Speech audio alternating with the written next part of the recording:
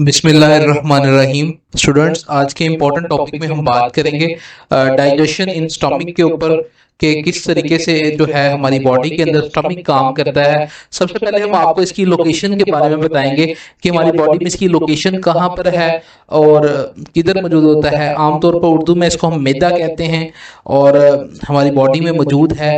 ये एक muscular bag है। ये इसकी शक्ल जो है आपके पास जे शेप्ड होती है, जैसे जो आपके पास अल्फाबेट में जे होता है तो इसकी जे जैसी शेप होती है। और ये आमतौर पर इसोफेगस के जो है नीचे पाया जाता है। आफ्टर द इसोफेगस आप देख रहे हैं कि ये स्टमक है। ये आमतौर पर जो है बेसिकली तो इसमें इसोफेगस के जो नीचे वाली साइड पर आपके पास ये पाया जा रहा है। इट इज लोकेटेड इसोफेगस के आफ्टर एंड बिफोर ड्यूडिनम। और आप देख रहे हो कि ड्यूडिनम के पोर्शन, ड्यूडिनम क्योंकि वो स्मॉल इंटेस्टाइन का पोर्शन है तो ड्यूडिनम के बिल्कुल जो है पहले वाली साइड पर जो है बिफोर ड्यूडिनम तक जो स्टमक का काम होता है कि ड्यूडिनम एंड वाले पोर्शन से कुछ ना ड्यूडिनम शुरू हो जाती है और ड्यूडिनम का पोर्शन जो होता है जी फिर वो स्मॉल इंटेस्टाइन का पोर्शन है। तो आपके पास तो ये आमतौर पर इसकी लोकेशन क्या है? It is located left side of the abdominal cavity. हमारी एब्डोमिनल कैविटी में जो है लेफ्ट साइड पर ये लोकेट होता है, right below the diaphragm. Diaphragm के बिल्कुल जो है वो नीचे पाया जाता है। आपके पास ये वाला जो स्ट्रक्चर पाई जा रही है आप देख रहे हैं, दिस इज डायाफ्राम, इसके नीचे मौजूद है। ईसोफेगस जो है हमारे पास उसके बाद में है, डायाफ्राम के जो है वो नीचे है मौजूद और एब्डोमिनल कैविटी की लेफ्ट साइड पर मौजूद है। तो ये सारी की सारी जो है इसकी स्ट्रक्चर है हमारी बॉडी में, किस जगह पर इसकी लोकेशन पाई जाती है। हमारी बॉडी में 3 पोर्शन होते हैं, ये 3 पोर्शन।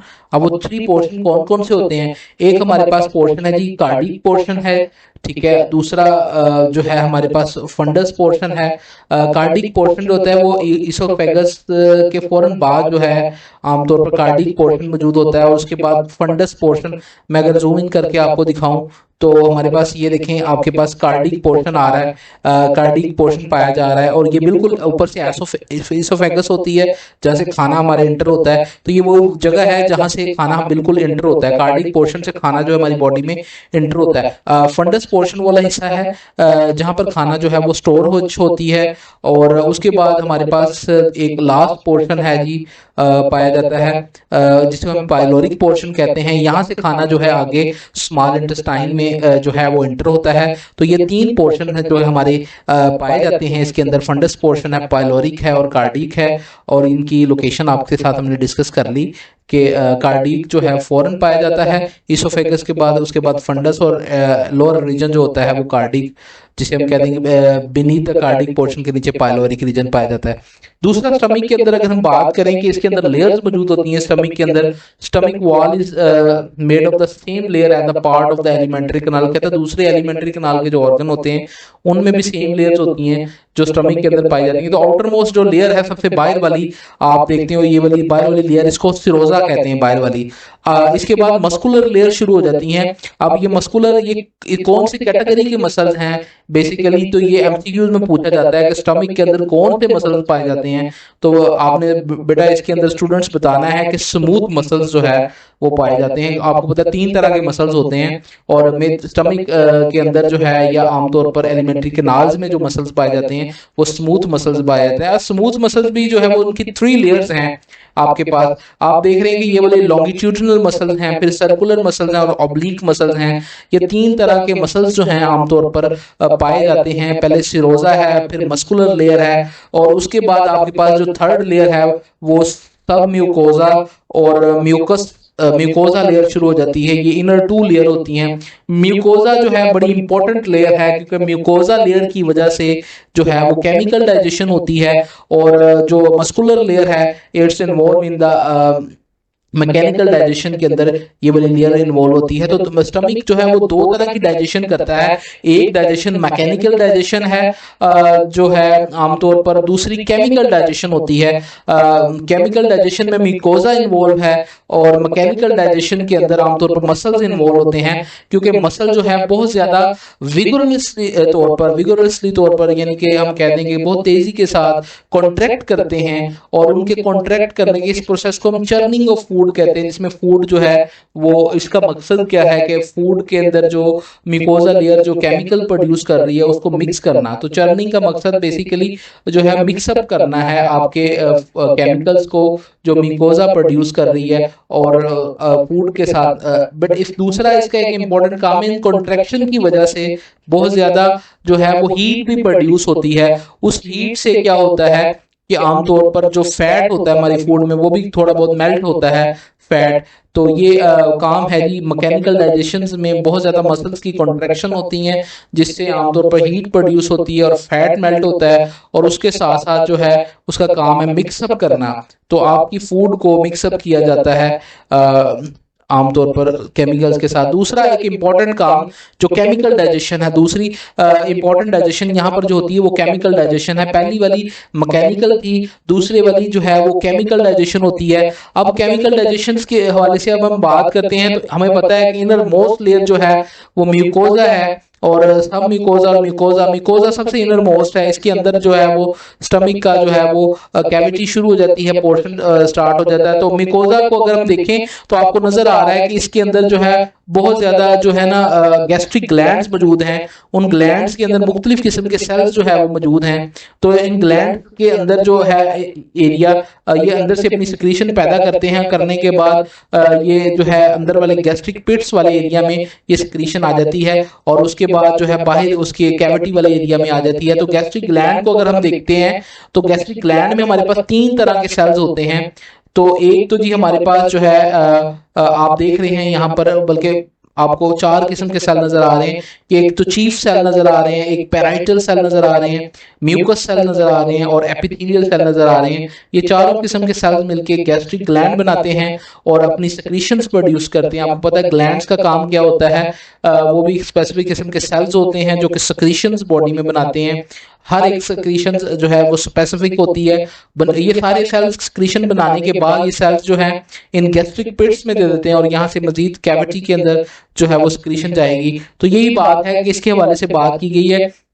म्यूकोस सेल जो है जी आमतौर पर वो म्यूकस को क्रिएट करेंगे, और वो स्टमक की जो इनसाइड होती है कवरिंग सेक्रीशन होती है, और HCl से म्यूकस लेयर जो है प्रोटेक्ट करती है, और डाइजेशन होने से या डाइजेस्टिव एंजाइम से भी प्रोटेक्शन की जाती है म्यूकस लेयर की, और वो आमतौर पर म्यूकस सेल्स जो है वो लेयर क्रिएट करते हैं। इसके बाद पैरिटल या ऑक्जेंटिक सेल भी इनका दूसरा नाम है, जो कि HCl प्रोड्यूस करते हैं, हाइड्रोक्लोरिक एसिड प्रोड्यूस करते हैं। ये एक इंपॉर्टेंट एसिड है जो कि आमतौर पर एक्टिवेट करता है हम पेप्सिनोजन को। पेप्सिनोजन एक आमतौर पर प्रोटीन को डाइजेस्ट करने वाला एंजाइम है जो कि अपनी इनएक्टिव फॉर्म में कन्वर्ट होता है। HCl की मौजूदगी में पेप्सिनोजन जो होता है वो पेप्सिन में कन्वर्ट होता है। तो आमतौर पर चीफ सेल जो होते हैं आमतौर पर पेप्सिनोजन जो है वो सक्रीट करते हैं, पैराइटल सेल HCl सक्रीट करते हैं, म्यूकस सेल जो होते हैं आमतौर पर वो म्यूकस को प्रोड्यूस करते हैं जो कि स्टमक की इंटरनल लेयर की प्रोटेक्शन करता है। तो ऑक्जेंटिक ये सारे सेल्स का आमतौर पर अपना काम है। स्टमक की जो pH होती है वो 2 से लेकर 3 तक pH को एडजस्ट किया जाता है, और ये pH के कई फंक्शन है। ये pH आमतौर पर जो स्टमक का एसिड होता है, एक तो फूड को सॉफ्ट करता है, दूसरा आमतौर पर पेप्सिनोजन को एक्टिवेट करता है, तीसरा वो माइक्रो ऑर्गेनिजम्स को भी किल करता है। तो ये 3 इंपॉर्टेंट फंक्शन है। अगर पूछा जाए कि HCl के कितने इंपॉर्टेंट फंक्शन है, तो 3 इंपॉर्टेंट फंक्शन है कि एक तो फूड को सॉफ्ट करता है, दूसरा पेप्सिनोजन को एक्टिवेट करता है, और तीसरा माइक्रो ऑर्गेनिज्म को किल करता है। इसके बाद जी चीफ सेल मौजूद होते हैं जी, जो आमतौर पर प्रोटीन को डाइजेस्ट करने वाला एंजाइम पेप्सिनोजन जो है वो प्रोड्यूस करते हैं। ये पेप्सिनोजन जो है जी वो इनएक्टिव फॉर्म में प्रोड्यूस होता है, और पेप्सिनोजन HCl की मौजूदगी में जब HCl होता है तो उसकी वजह से बहुत ज्यादा H पॉजिटिव आयंस हो जाते हैं, जिसकी वजह से पेप्सिनोजन जो है वो पेप्सिन में कन्वर्ट होता है। एक दफा जब पेप्सिन अपनी एक्टिव फॉर्म में आ जाता है तो उसके बाद वो प्रोटीन की ब्रेकडाउन करनी शुरू कर देता है, और प्रोटीन की डाइजेशन होनी शुरू हो जाती है। ठीक है, और आमतौर पर हमारी फूड के अंदर जो प्रोटीन का पार्ट होता है वो ब्रेकडाउन होने के बाद पॉलीपेप्टाइड और पेप्टाइड्स में चेंज हो जाती है। आमतौर पर फॉर्मेशन ऑफ काइम क्या है कि 3 से 4 घंटे के अंदर जब हम खाना खा लेते हैं, stomach contents have been sufficiently mixed, उसके अंदर डाइजेस्टिव सिक्रीशन जो गैस्ट्रिक जूस मिक्सअप कर दिया जाता है, अब आपके पास काइम बन जाती है। काइम एक आपके पास सेमी लिक्विड एसिडिक मैस होता है जिसको हम कहते हैं, जब फूड आमतौर पर स्टमक से निकलती है तो काइम बनकर निकलती है। उसके बाद ही पाइलोरिक स्फिंक्टर आमतौर पर रेगुलेट करता है, काइम को स्मॉल इंटेस्टाइन में लेके जाता है। नेक्स्ट आपके पास बेटा कि यहाँ तक इम्पोर्टेंट है कि किस तरीके से गैस्ट्रिक जूस की सिक्रीशन जो है रेगुलेट होती है। तो एक इम्पोर्टेंट बात है, गैस्ट्रिन जो प्रोड्यूस होता है आमतौर पर हार्मोन है, हार्मोन की रेगुलेशन है। तो इसका मकसद है कि गैस्ट्रिक जूस को ज़्यादा किया जाए। और सोमैटोस्टेटिन एक हार्मोन है जो कि HCl की सिक्रीशन को स्टॉप करता है, यानी कि गैस्ट्रिक जूस को जो है वो ब्लॉकेज करवाता है। तो गैस्ट्रिन का काम क्या है कि वो गैस्ट्रिक जूस ज़्यादा प्रोड्यूस करवाता है। तो ये वही बात डिस्कस की गई कि आमतौर पर इस तरह की secretion of the gastric juice किस तरह कंट्रोल की जाती है। कहते हैं जी इसमें हमारा ब्रेन नर्वस कोऑर्डिनेशन सिस्टम भी इन्वॉल्व होता है और हार्मोनल मैकेनिज्म भी, क्योंकि बॉडी में 2 तरह की कोऑर्डिनेशन पाई जाती है। एक नर्वस कोऑर्डिनेशन होती है, केमिकल के जरिए से कोऑर्डिनेशन होती है। नर्वस सिस्टम में क्या होता है कि जो जैसे ही हम खाने को स्मेल करते हैं या देखते हैं खाने को, तो जो मेडल्ला पार्ट ऑफ द ब्रेन होता है वो गैस्ट्रिक ग्लैंड को मैसेज भेजना शुरू कर देता है। गैस्ट्रिक ग्लैंड जो है सक्रीट करते हैं small amount of gastric juice जो है वो सक्रिएट करते हैं। Response to food in stomach कैसे होता है, व्हेन फूड जब स्टमक में चल जाती है तो उसके बाद फूड का की वजह से स्टमक जो है वो फैल जाता है, डिस्टेंशन हो जाती है और उसमें बहुत ज़्यादा सिक्रीशन प्रोड्यूस होती हैं। Decrease in pH of the gastric content stimulate more secretion, जितनी ज़्यादा पीएच कम होगी उतना गैस्ट्रिक कंटेंट स्टिमुलेट होगा और ज़्यादा से ज़्यादा सिक्रीशंस को प्रोड्यूस किया जाएगा। पावरफुल कॉन्ट्रैक्शन आर प्रोड्यूस की जाएंगी। ठीक है, आपको पता है कि वो मैकेनिकल डाइजेशन में इन्वॉल्व होती हैं कॉन्ट्रैक्शंस। ठीक है, गैस्ट्रिक कंटेंट तो जैसे ही जो है गैस्ट्रिक कंटेंट स्टिमुलेट होता है तो ज़्यादा से ज़्यादा सिक्रीशंस प्रोड्यूस होती हैं। स्टमक जो है जी आमतौर पर जैसे फूड उसमें आती है तो वो डिस्टेंशन होनी शुरू हो जाती है और सिक्रीशन जो है वो स्टिमुलेट होनी शुरू हो जाती है। हार्मोन सिक्रीशन में गैस्ट्रिन जो एक हार्मोन है, जैसे गैस्ट्रिक हमारी आमतौर पर presence of protein in the food जब भी हमारी फूड में होगी तो वो स्टिमुलेट करेगी एंडोक्राइन सेल्स को जो कि म्यूकोजा के अंदर मौजूद होते हैं और they release a hormone, gastrin hormone produce करेंगे एंडोक्राइन सेल। और कहाँ पर मौजूद होंगे, म्यूकोजा के अंदर एंडोक्राइन सेल्स मौजूद होंगे जो कि गैस्ट्रिन हार्मोन प्रोड्यूस होंगे और ये हार्मोन जितना ज्यादा होगा उतनी गैस्ट्रिक ग्लैंड सिक्रीशन ज्यादा बनाएगा। Gastrin is carried by the blood to the gastric gland तक जाएगी और stimulate them to secrete more gastric juice, ज्यादा से ज्यादा गैस्ट्रिक जूस होगा। और ये कैसे इनहिबिशन होगी, सोमैटोस्टेटिन जो है हार्मोन ये इसको रोकेगा। When food move from the stomach to small intestine एक हार्मोन है सोमैटोस्टेटिन हार्मोन, ये रिलीज होता है HCl हाइड्रोक्लोरिक एसिड्स को ये रिलीज को रोकता है। तो HCl की सिक्रीशन को स्टॉप करने के लिए सोमैटोस्टेटिन होता है। तो आपने बेटा बताना है कि स्टमक जो के अंदर कितनी किस्म की डाइजेशन होती है, अपने कमेंट सेक्शन में जरूर बताना है। मैंने 2 तरह की है, उसके नेम के बारे में आपने बताना है। Stay connected to A+ smart study. Okay, अल्लाह हाफिज।